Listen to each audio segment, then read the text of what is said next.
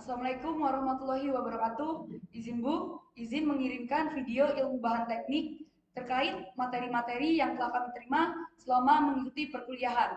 Izin Bu, izin memperkenalkan diri. Nama Taruna Muda Rizky Edison Raja Sialoho, nomor Taruna 2406010. Nama Taruni Muda Taniana Dasa Gita, nomor Taruna 240023. Nama Taruni Muda Chelsea Nurina Putu, nomor Taruna 2406014. Nama Taruni Muda Ardiana, nomor Taruna 2406019. Nama Taruna Muda Eka Utama, Matar 2406001, beserta satu rekan Fadli Rizky Nailan yang sedang sakit di Poli dengan nontar 2406001. Selamat menyaksikan.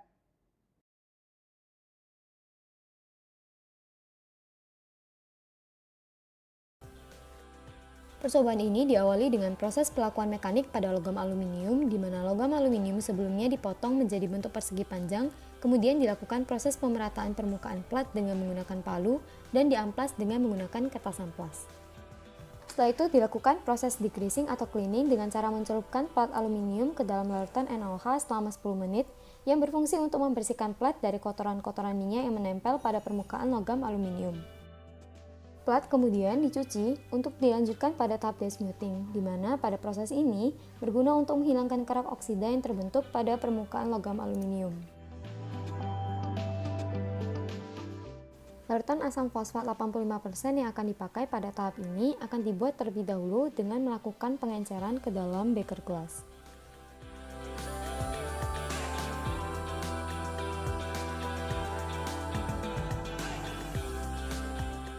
Larutan asam fosfat yang sudah diencerkan kemudian akan dipanaskan pada suhu 50 Celcius. Plat aluminium kemudian kita celupkan pada larutan yang sudah kita buat sebelumnya selama 10 menit dan tidak lupa untuk melakukan pengadukan.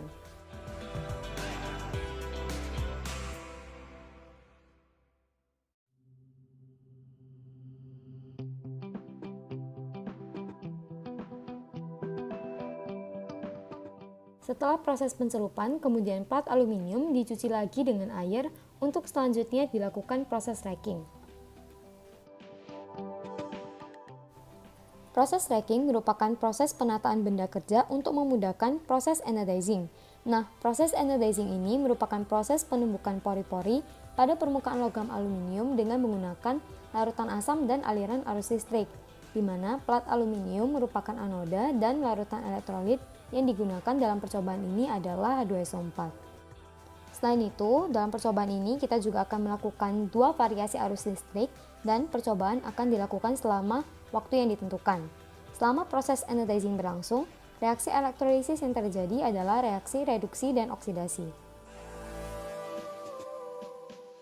Selama proses anodizing, perubahan suhu larutan harus dicatat untuk menentukan jumlah energi listrik yang terbuang sebagai energi kalor. Logam kemudian dicuci untuk dilanjutkan pada proses pewarnaan logam yang telah di-anodize atau disebut juga dengan proses coloring.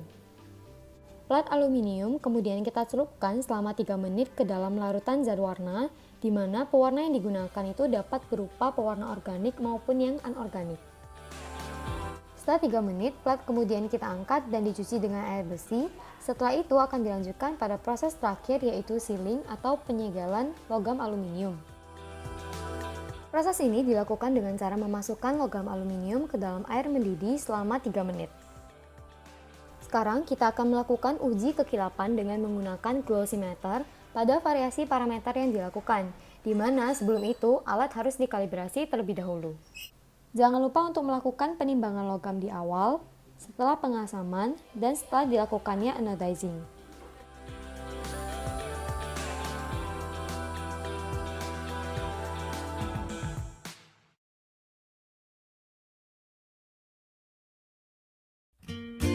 Beberapa cara untuk mencegah korosi adalah galvanisasi, perlindungan katodik, pelapisan, dan elektroplating yang akan kita bahas pada video ini.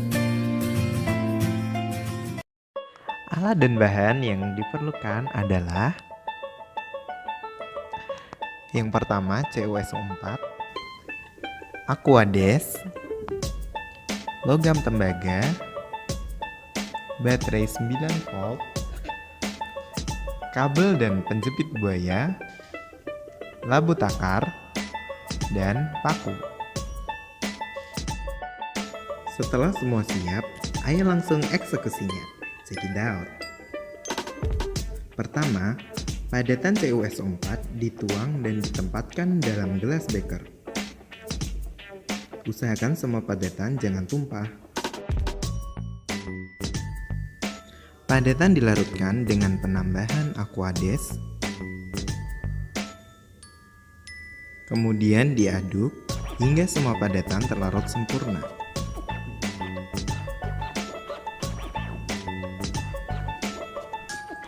Larutan dipindahkan dalam labu takar 50 ml dan diencerkan hingga tanda batas.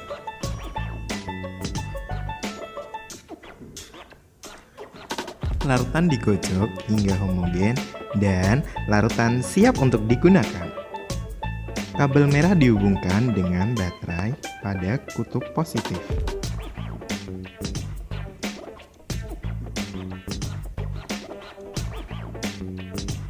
Sedangkan kabel hitam pada kutub negatif.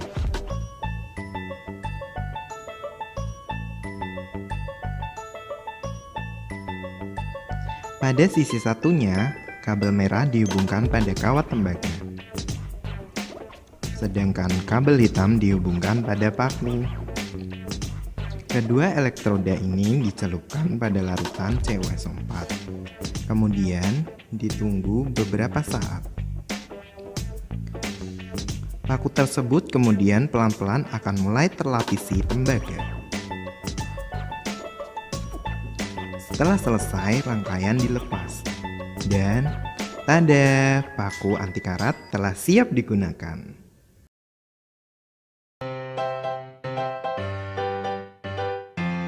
Setelah dilakukan simulasi, biasanya kurang mantep kalau belum ada pembahasan. Berikut penjelasannya. CuSO4 dilarutkan untuk membentuk larutan elektrolit. Kedua elektroda dicelupkan dan dihubungkan pada baterai. Besi akan berperan sebagai katoda dan tembaga sebagai anoda. Elektron akan mengalir menuju katoda sehingga katoda bermuatan negatif. Kation Cu akan berkumpul pada elektroda ini sehingga terjadi reaksi reduksi. Cu2+ ditambah 2 elektron menjadi Cu yang mengendap. Pada anoda akan terbentuk muatan positif yang akan menarik anion sulfat ke arahnya.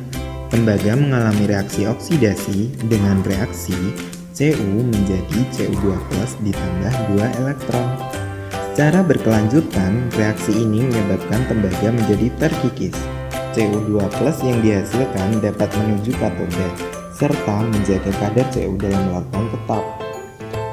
Melalui proses ini, pelapisan pada besi akan berlangsung secara terus-menerus. Dan inilah electroplating.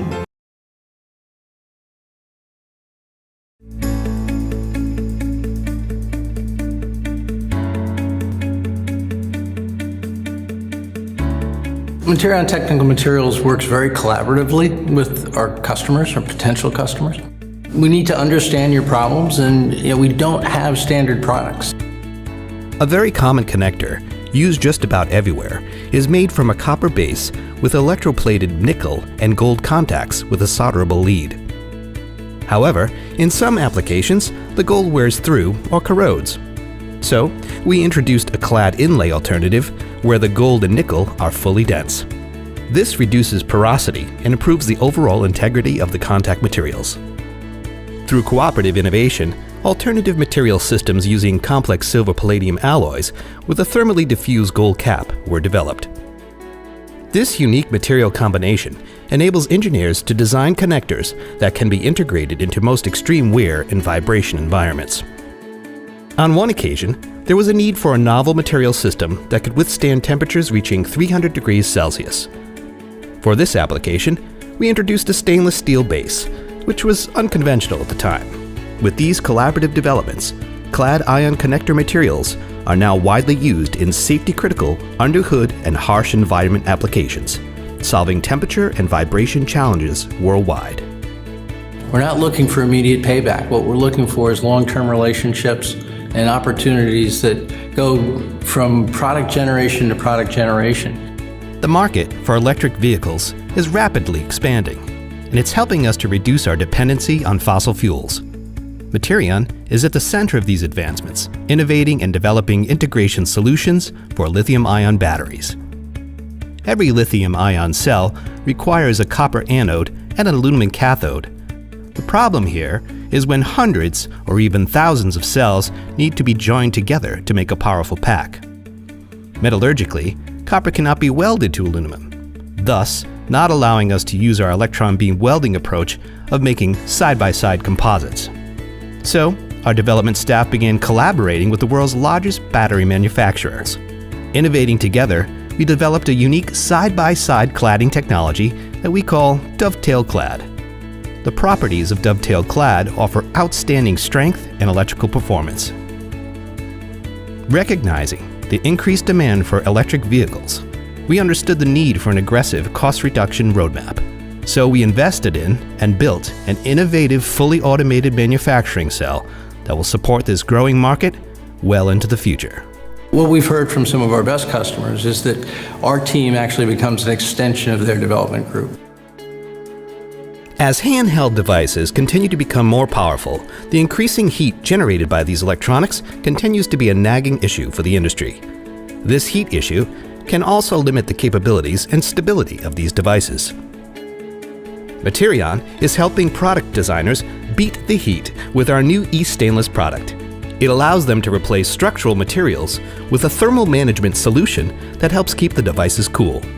This tailored solution utilizes strong steel skins over a highly conductive copper core. Aluminum can also be utilized when weight is critical.